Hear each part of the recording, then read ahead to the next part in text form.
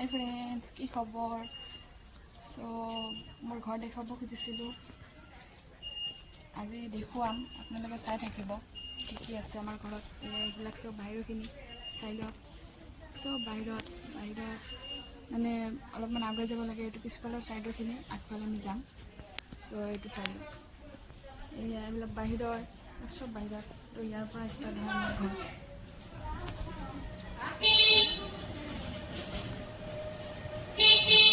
চাওক বাৰান্দা,